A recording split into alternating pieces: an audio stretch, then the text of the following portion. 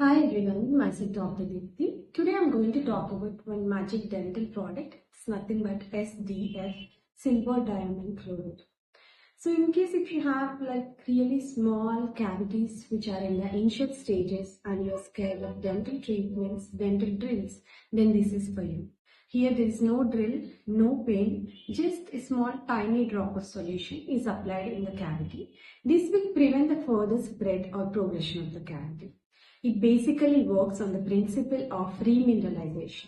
It has fluoride ions which helps in the deposition of calcium and phosphate minerals into the enamel of the teeth, and it will prevent further demineralization of the teeth. And it has silver ions which will inhibit the growth of cavity causing bacteria, Streptococcus mutans, and it will provide an alkaline environment which will prevent the cavities.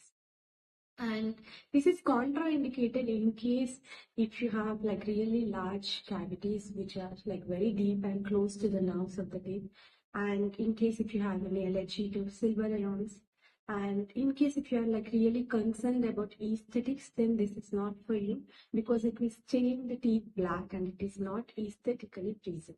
Thank you.